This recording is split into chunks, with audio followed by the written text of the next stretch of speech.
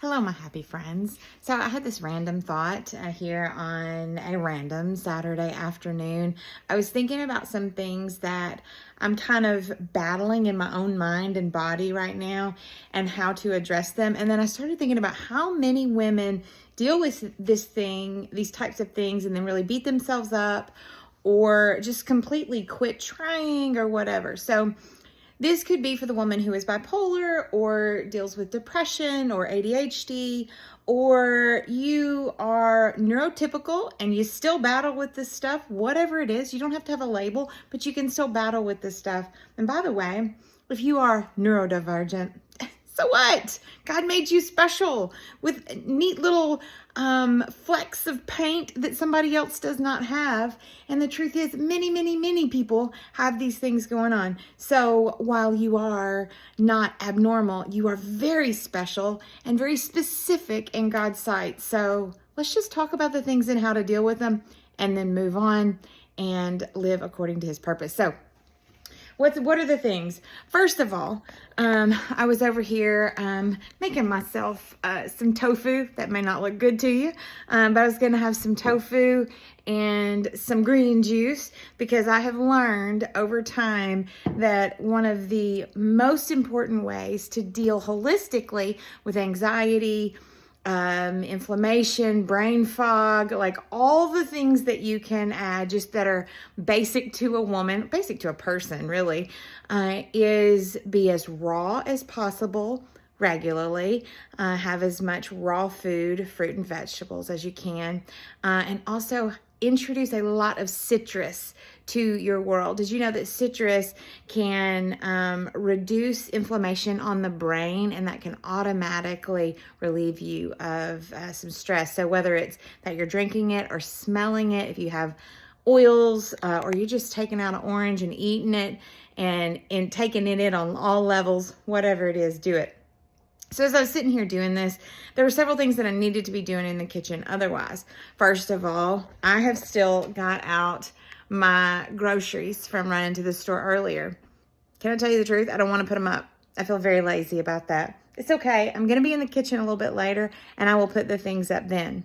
That leads me to the other thing is I have got a lot of dishes to deal with. One thing I've recognized about myself is that if I leave them in the sink, it will just, I'll let it continue to pile.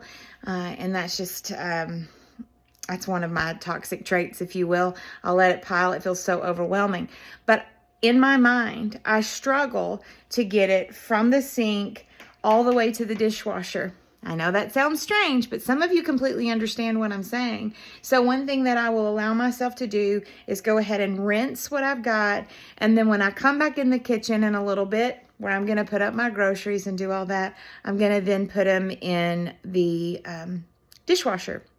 That sounds so choppy. And Rachel, why would you do it that way? Because I don't know why my brain works the way it does, but I'm learning to meet myself where I am and then continue the steps as I go forward. So talking about coming back into the kitchen later on tonight, I'm going to be making I'm going to be making egg rolls. And I do have, I try to be careful on how much I use of that, but I'm going to have a lot of fresh food right here that I've got to chop up to put in the egg rolls. And I know for a fact, if I leave it in the refrigerator, then I will be more likely to say to Paul later on, hey, would you mind just eating a peanut butter and jelly sandwich? I don't feel like fixing dinner. And I kind of fall down on the job. I don't do what I'm supposed to do. So if I put that out, it puts me in position when I come back in the kitchen later where the one step has already been done, and I will be more likely to follow through. Does it always work perfectly? Nuh-uh, it doesn't. But like I said, far more likely. I've learned this in a lot of other areas of my life too. Like, for instance, where am I going to be most effective in doing my schoolwork? Well, there's a couple places I know that I can sit that I will be likely to do, to stay on track, to stay focused, like right here with my big fat buddy in front of the fireplace. I'll hang out right there and do a lot of schoolwork. But I've also learned about myself that I need to be in cozy corners that, for whatever reason, makes my mind calm down and helps me to do my schoolwork. This is the same way with my quiet time. And really, that's where I want to land on this. Your quiet time is essential, but it could be you've just not found your rhythm and just not found your cozy spot.